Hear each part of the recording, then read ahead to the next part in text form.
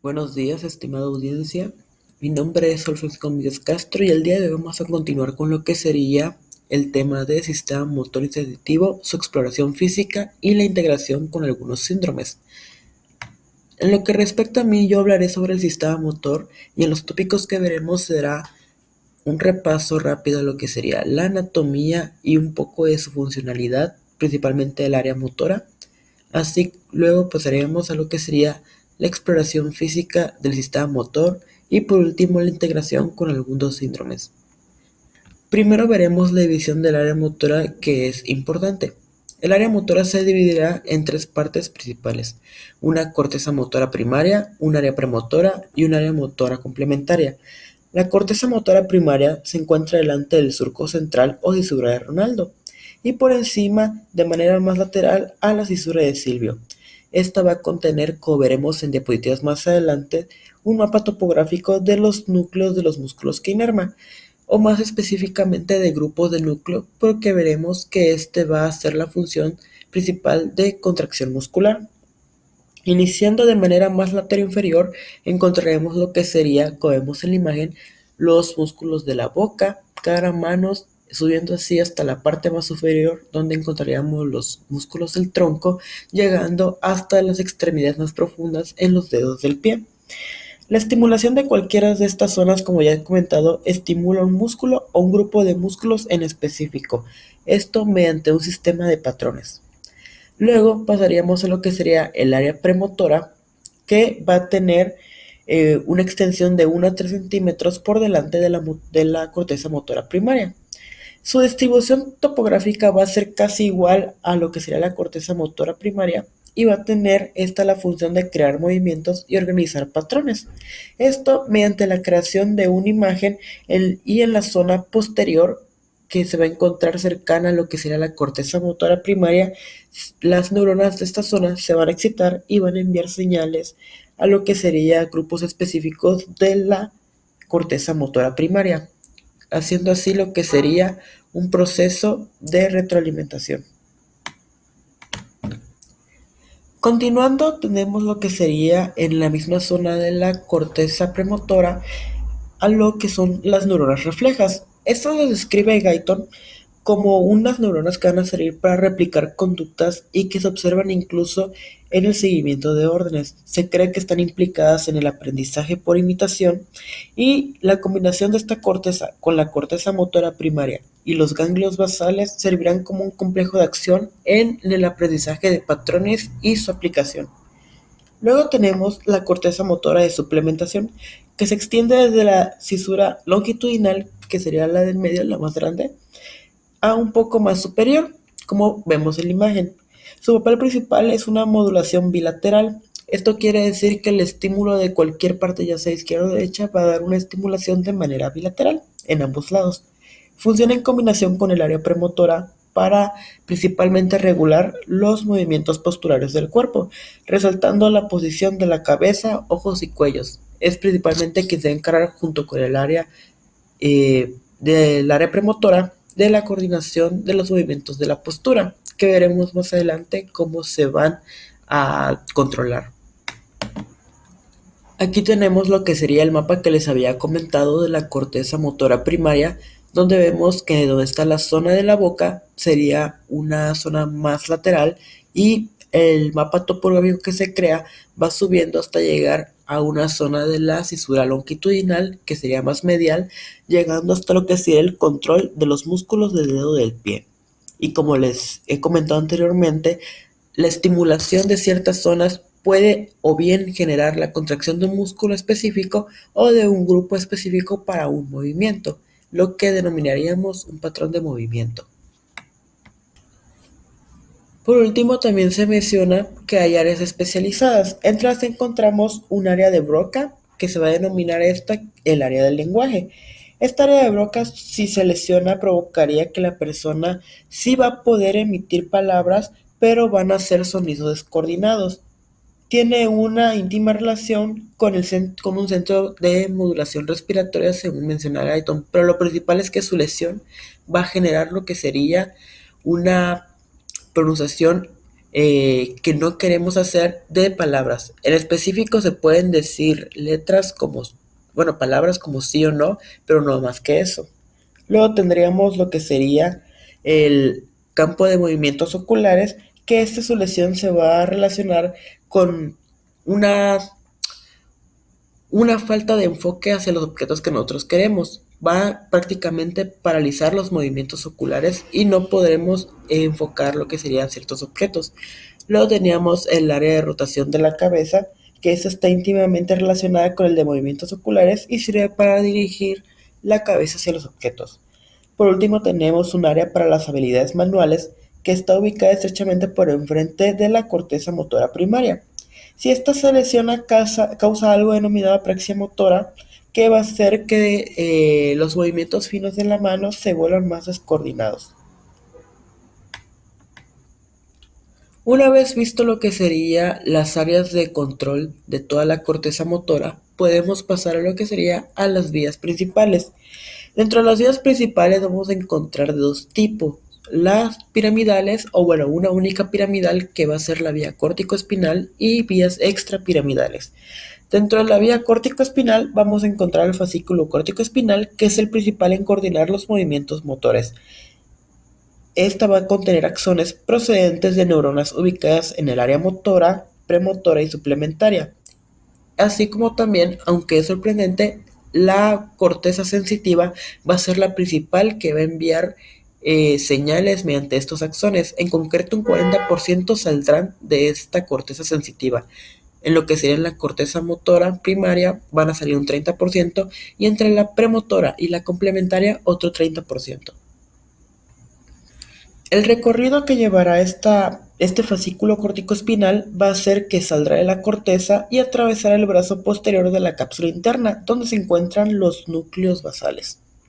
Va a descender por el tronco encefálico y en el bulbo raquídeo va a crear algo denominado pirámides del bulbo raquídeo, donde la mayoría de las fibras se decusan. Las fibras que no se decusan formarán algo denominado tracto córtico-espinal ventral, que al final se va a decusar en la médula espinal a nivel del cuello o de la zona torácica. Es importante determinar la diferencia entre la vía córtico-espinal lateral y ventral, pues la ventral está relacionada con los movimientos de la postura, por lo cual podríamos deducir que la mayoría de los impulsos de esta va a salir del área suplementaria y área premotora, mientras que los otros van a salir de lo que sería de la corteza motora para la contracción de movimientos específicos, y estos movimientos específicos van a llegar a lo que sería el hasta lateral de la médula espinal, y aquí va a ser una sinapsis con lo que serían las neuronas motoras, como veremos más adelante, y llegar así al músculo específico. Luego tenemos el núcleo rojo, que va a actuar como una vía suplementaria, formando así a lo que se denomina tracto o vía córtico-rubroespinal, que se va a dividir en dos.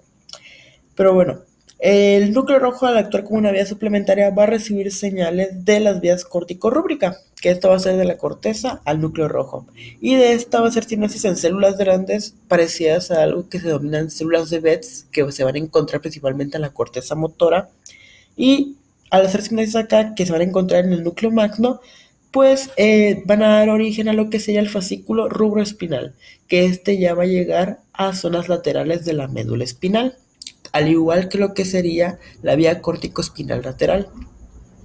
Este fascículo córtico-rubroespinal también va a contener una división topográfica de los músculos del cuerpo, aunque está un poco menos desarrollada que la corteza motora, y en especial en el hombre está mucho menos desarrollada que en otras especies, así que no va a tener una acción tan esencial. Va a servir como una vía accesoria, como ya se ha comentado, y si se lesiona la vía principal, esta puede continuar produciendo movimientos, a excepción de que ya no se producirán los finos, debido a que esas sí deben tener una mayor planeación dada por esta corteza motora. Tenemos ahora el concepto de motoneural superior e inferior, que esto es lo último que necesitamos saber antes de entrar en la exploración física, pero es de las partes más esenciales, debido a que en un estado normal señales se van a dividir en dos neuronas, una superior que se va a localizar en la corteza y que va a llegar hasta la médula espinal, y una inferior que se localiza de la médula espinal al músculo efector. Como vemos en imagen, lo que sería la señal principal va a salir de la corteza motora o de cualquier parte de la corteza, va a llegar hacia la parte de la sustancia blanca de la médula espinal. En específico nos referimos a un tracto de córtico espinal lateral, y luego aquí hará una sinapsis con una motoneurona que va a ser la segunda motoneurona, y esa segunda motoneurona va a llegar directamente a lo que sería el músculo efector. Continuando, ahora sí tenemos el tema principal, que es la exploración física. La exploración física nos va a dar la pauta para lo que sería la determinación de dos cosas importantes. En primer lugar, poder identificar cuáles son los daños que va a provocar la enfermedad que nosotros estemos investigando en el paciente, y el segundo es dónde se origina este daño. Por eso es importante conocer el término de motoneurona superior e inferior, porque el daño se puede dividir así: se cometió el daño a nivel de una motoneurona superior, lo que sería el encéfalo, o en una motoneurona inferior, desde la médula espinal hasta lo que sería el músculo efector. Los tópicos que se verán en la exploración va a ser lo que sería la evaluación del trofismo, el tono, la fuerza, los reflejos de estiramiento y reflejos motores específicos, que estos, si se encuentran anormales, nos darán la pauta principal para determinar en qué sitio se encuentra la lesión. Continuando, tenemos lo que sería el trofismo. El trofismo es una valoración subjetiva de la masa muscular y su volumen. Aquí les puse la imagen de un doctor para que se entienda que esto va a ser más de la experiencia que tenga el doctor para determinar la calidad y situación de un músculo en específico. Las determinaciones que podemos tener acerca de los músculos es si se encuentra demasiado pequeño, lo cual se denominaría hipotrofia, o demasiado grande, lo cual se denominaría hipertrofia. Aquí es importante hacer un paréntesis, que la evaluación debe ser comparativa, pues la hipertrofia puede ser normal en personas que hagan ejercicio. Sin embargo, por la misma exploración y por la misma audacia del médico, se debe determinar si esta hipertrofia no se debe a un proceso patológico, como por ejemplo la acumulación de glucógeno, que puede ser que ni siquiera sea tejido muscular, que sea otro tipo de tejido, pero que aparente una hipertrofia. Por último, está la atrofia, que tal vez podamos tener una definición diferente en algunas otras bibliografías, pero por lo menos en la que se está usando para lo que sería esta evaluación, la atrofia va a consistir de una hipotrofia con denervación. Un ejemplo de esta atrofia que va a contener denervación es la esclerosis lateral amiotrófica, la cual es una enfermedad muy interesante porque, como veremos más adelante en una tabla donde se compara si la lesión es a nivel de la motoneurona superior o inferior, la esclerosis lateral amiotrófica va a contener ambas, pues no respeta segmentos completos ni simetría estricta. Algunos músculos pueden estar predominantemente afectados por una degeneración de la motoneurona superior, los cuales puede dar un signo de espasticidad, hiperreflexia o signo de Babinski positivo, que lo veremos más adelante, y otros pueden estar más afectados por la motoneurona inferior, lo cual puede dar signos de flacidez, debilidad y atrofia. En lo que concierne a lo que sería la atrofia por denervación, va a estar dada por esta motoneurona inferior, y se va a dar pues al denervarse lo que sería el músculo, pues no se va a poder mover y va a causar esta hipotrofia. Luego tendríamos el tono. El tono puede definirse como una resistencia pasiva al movimiento que va a presentar un músculo que se encuentra voluntariamente relajado. La manera de explorarlo es palpando la masa muscular y realizando estiramientos y acortamientos pasivos de los distintos grupos musculares. Las alteraciones pueden implicar un aumento, que se denomina hipertonía, o una disminución del tono, denominado hipotonía. En la hipertonía se puede presentar la rigidez, que es una limitación durante todo el arco de movimiento. Esta va a ser independiente del movimiento y se va a encontrar rígido o duro en cualquier parte que nosotros realicemos la acción. Luego tendríamos la espasticidad, que esta va a ser dependiente de la velocidad de estiramiento, y suele ser mayor al inicio del arco del movimiento, presentando después una disminución. Luego tendríamos también lo que sería la paratonía.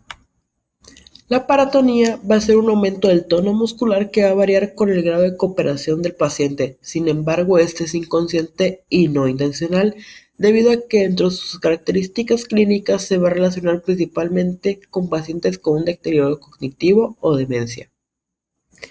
La rigidez suele considerarse una alteración del sistema extrapiramidal, mientras que la espasticidad sugiere una alteración de la vía córtico-espinal.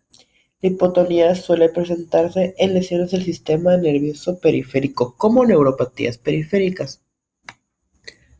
La hipotonía va a ser un poco más fácil de detectar debido a que va a haber una disminución en el tono muscular en reposo, y este va a generar movimientos de aleteo en las extremidades distales. Lo más característico son los bebés hipotónicos debido a un síndrome cerebeloso. Para la determinación de evaluación de la fuerza se van a evaluar los grupos musculares pidiendo al paciente que realice movimientos activos en primera instancia en contra de la gravedad y después va a ser en contra de una resistencia impuesta por el médico.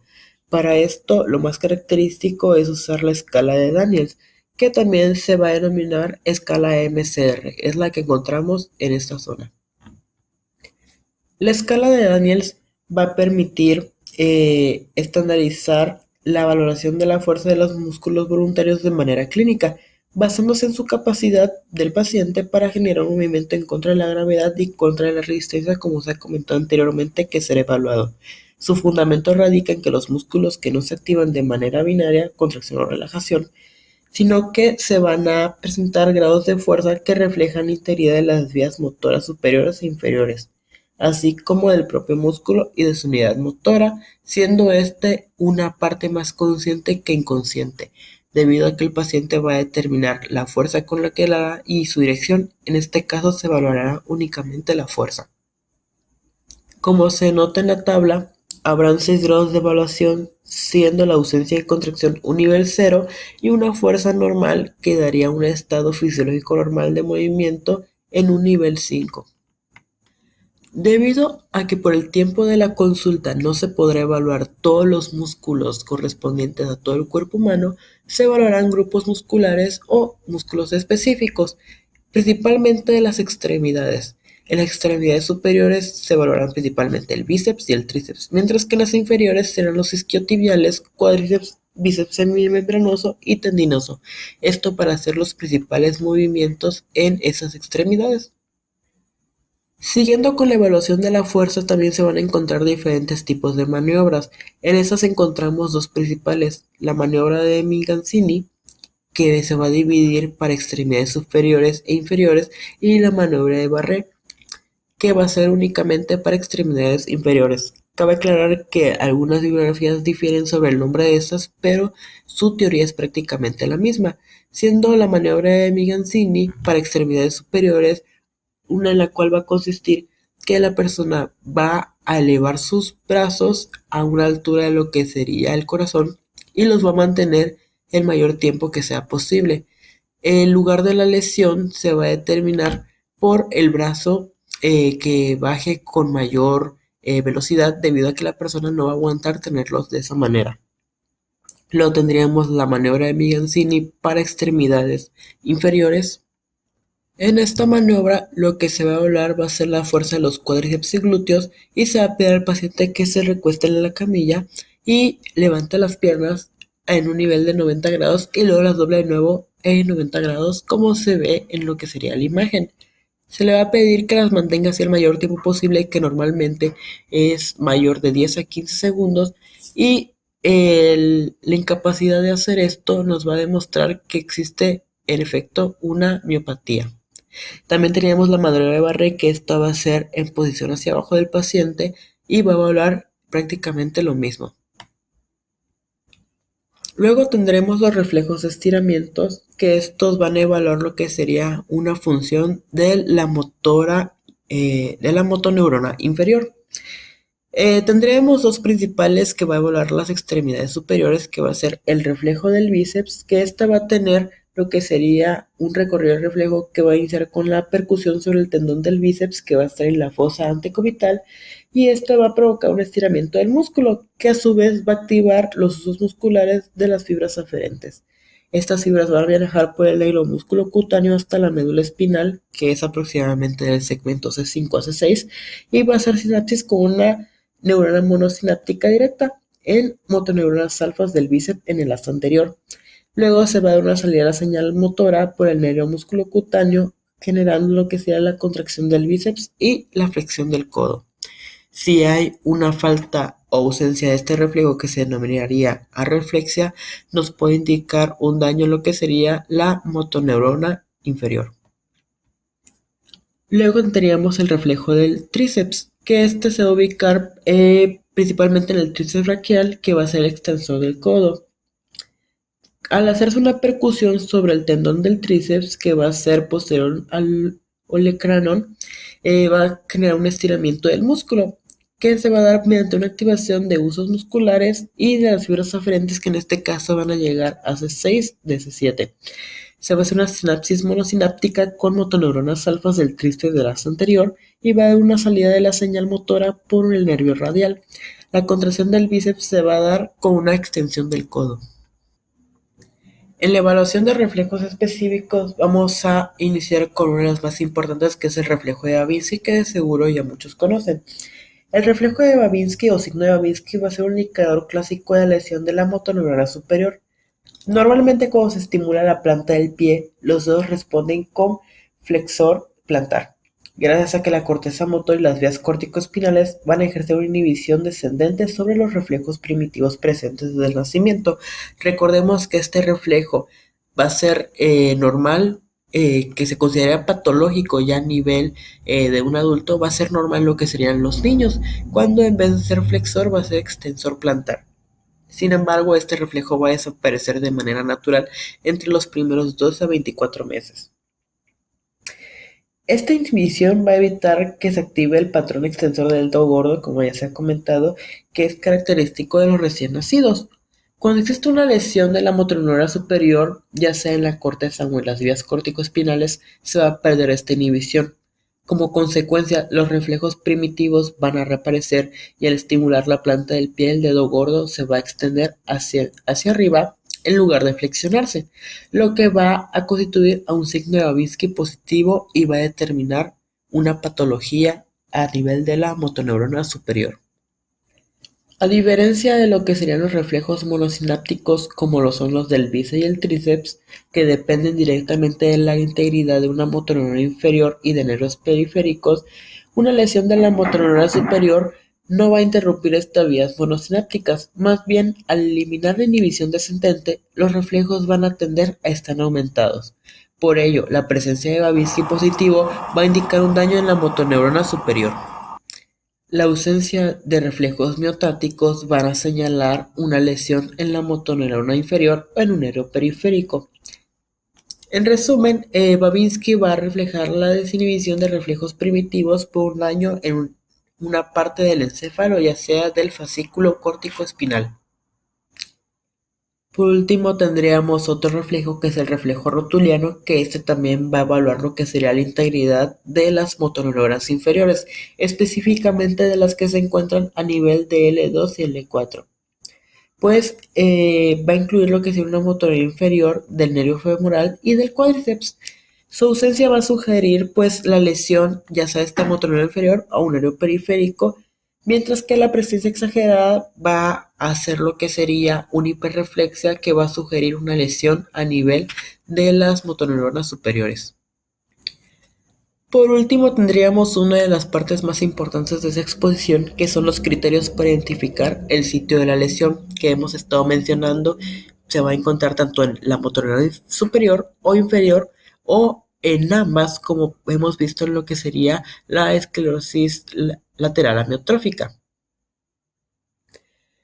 Primero que nada, se va a evaluar lo que sería el tono, o en este caso como lo marca la tabla la parálisis, que lo que sería un daño en la motoneural superior se va a encontrar espasticidad, mientras que el inferior se va a encontrar lo que sería la flacidez, debido a que la motoneural superior va a inhibir reflejos y su lesión va a aumentar lo que sería el tono, mientras que la lesión de la motoneural inferior no va a haber una actividad refleja.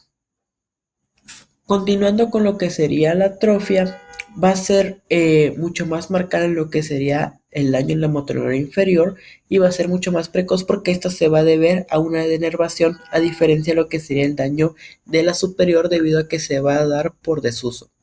Luego tendríamos lo que sería el tono muscular, que pues como ya se ha comentado, en la inferior se va a dar una hipotonía, mientras que en la superior se va a dar lo que sería una espasticidad. En lo que sería los reflejos musculares, pues ya hemos visto que en el daño de la motoneural superior va a estar aumentado a haber una hiperreflexia, como en lo que sería el reflejo rotuliano, o una reflexia como los hemos visto en los reflejos tendinosos. También en el reflejo plantar, que es uno de los más característicos debido a que la inhibición de la neurona para lo que sería negar lo que sería el reflejo plantar, pues va a dar un signo de Babinski positivo, lo cual va a indicar un daño en la motoneural superior, mientras que no haya este signo o que haya una hiperreflexia del flexor, va a dar lo que sería un daño en la motoneural inferior. Por último, tendremos lo que serían las fasciculaciones, que van a ser contracciones esporádicas e involuntarias de cierta zona de los músculos.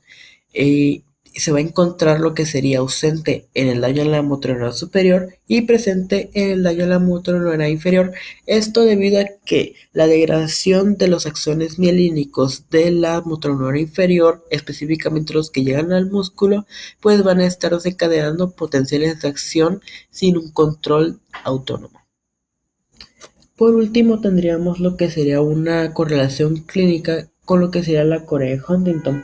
La Corea de Huntington es una enfermedad neurodegenerativa hereditaria que va a afectar principalmente a los ganglios basales. En los ganglios basales va a afectar principalmente a lo que sería el núcleo caudado y el putamen. Esas estructuras son esenciales para modular lo que sería el control de movimientos voluntarios, inhibiendo también movimientos involuntarios. Este trastorno se va a caracterizar por una hipercinética.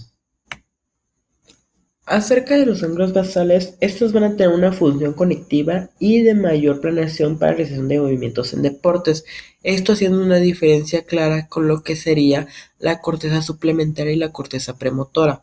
Y a diferencia del cerebelo, va a tener una función más de planeación instantánea, a diferencia de este que va a servir para acciones que ejercen destreza.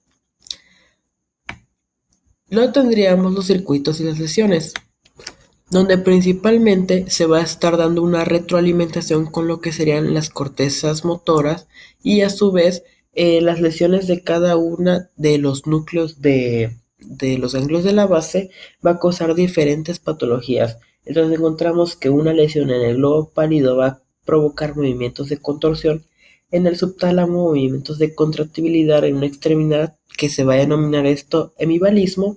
En el putamen va a generar lo que sería movimientos de lanzamiento de manos, extremidades y cara, lo que se va a denominar corea, que va a caracterizar lo que sería el daño de este núcleo en la enfermedad de Huntington. Y por último tendríamos un daño en la sustancia negra, que también lo menciona Guyton, que esta va a generar rigidez y astignesia, que va a significar que no va a lograr comenzar un movimiento a pesar de tener fuerza y tono muscular normal. Con todo esto, queremos dar lo que sería una conclusión en la cual se quiere recalcar lo importante que es conocer la neurofisiología del sistema motor en específico y también de lo que sería el sistema sensitivo, para así poder entender lo que sería la exploración física, porque como hemos visto es muy fácil entender que simplemente con una motoneurona superior y una inferior, dependiendo de dónde esté el daño, se va a dar lo que sería ciertos síntomas que nos van a permitir como médicos diagnosticar más fácil, que junto con pruebas de apoyo diagnósticas como lo son estudios del gabinete, nos pueden ayudar a llegar a la enfermedad que estamos buscando. Aquí les dejo las referencias bibliográficas que se usó para exploración física y de mi parte sería todo. Muchas gracias y espero la hayan entendido. Hasta luego.